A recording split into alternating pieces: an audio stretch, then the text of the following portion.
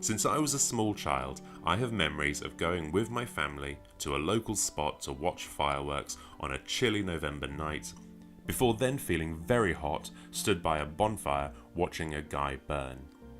Children eat toffee apples and write their name in the air with sparklers.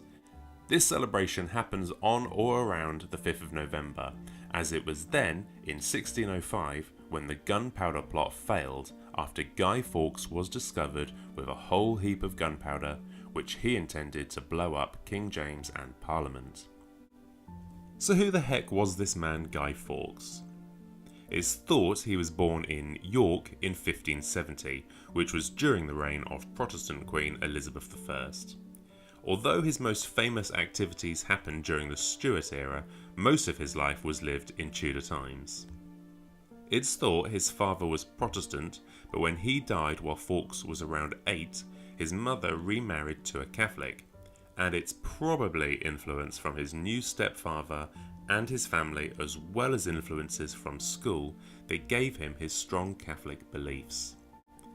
At school, he actually met others who were involved in the gunpowder plot. It seems he was married and had at least one son. When he was in his early 20s, he left England and joined the Spanish army.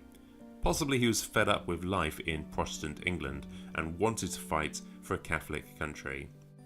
He was clearly incredibly brave, and this, as well as his military background and the fact that for the most part he was unknown in London, made him a good person to bring into the plot.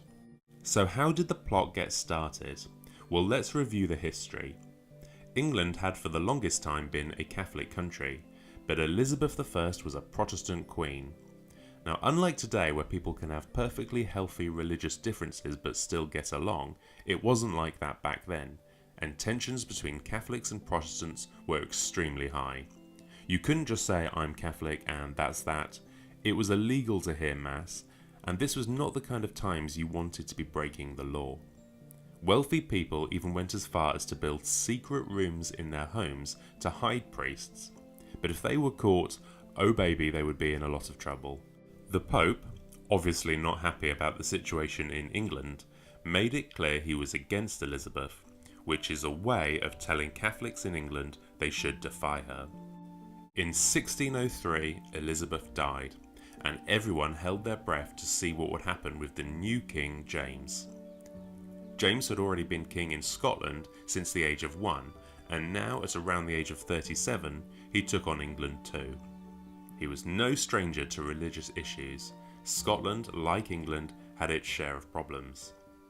Many Catholics in England were actually excited, hoping he would take the country back to its old religion, or at least allow them to follow their religion peacefully. It's a complicated situation, but it seems James was for the most part sticking with what Elizabeth had already put in place, which included profiting from fines against Catholics, and therefore anger against him built. He strongly believed that as king he was chosen by God, and his will should not be questioned. There were other plots against the king, certainly not just this one, which put him and his advisors on alert. So the gunpowder plot didn't begin with Fawkes. It seems to have started with Robert Catesby. Catesby had already been trying to get things going for Catholics, even appealing for help from the King of Spain. It seems the plan started to form in early 1604. A group of 5, Catesby, Wintour, Wright, Percy, and of course Fawkes, began meeting and plotting to blow up Parliament and the King. But if this worked, what was their plan after? It seems they wanted to make James's daughter Elizabeth queen. Elizabeth was not the direct heir, as James had 2 sons, so why pick her? It may be because she lived away from London, and they may have expected other family members to die in the attack. Elizabeth was still a child, but did they just assume she would go along with their plans, with no question, like she has no mind of her own? Back in London, Percy managed to get property close to the House of Lords. Fawkes, who was not well known in London, took on the not very creative name John Johnson, and acted like a servant to fellow conspirator Percy. As time passed, more men started being included in the plot. One very late addition was a man named Francis Tresham. More on him later. More people put exposure of the whole thing at a much higher risk. The plot wasn't a game, it was planned murder, and the consequences of failure were no joke. It seems almost mad to keep bringing more people into it. In time, they were able to get access to a storage space underneath the House of Lords, which was perfect for them. Due to the plague, the reopening of Parliament kept getting put back. This may seem a good thing for the plotters, as it gave them more time to finesse their plans, but also there was more opportunity to mess it all up. Too much time could be as bad as too little. To pull off their plan, they needed a huge amount of gunpowder, so they slowly started moving what was needed. Of course, they couldn't move big amounts at the same time, as that would raise suspicion, which was the last thing they wanted. As the time for the explosion came closer, anxiety grew for some of the plotters, and thoughts turned to who else may be present and would die.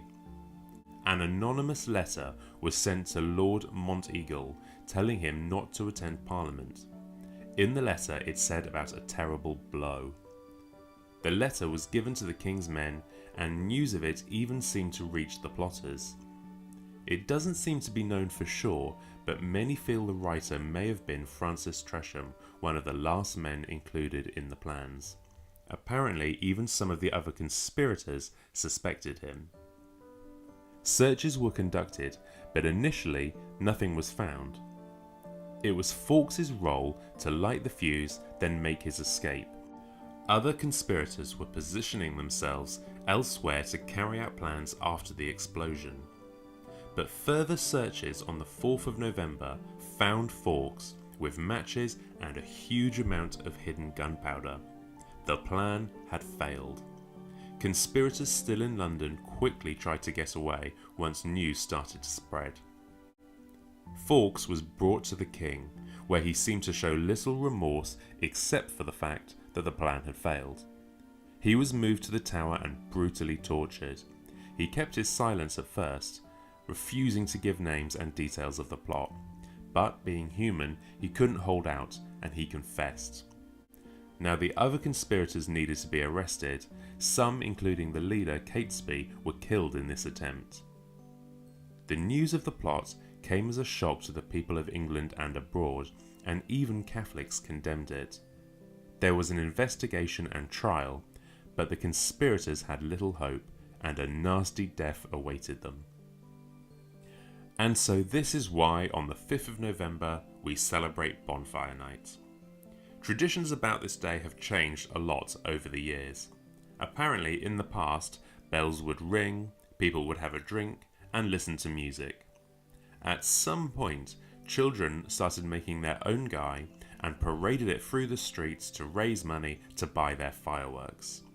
It's certainly more of a light-hearted event nowadays, but in the past, there would have been mixed feelings about this celebration, with religious tensions high.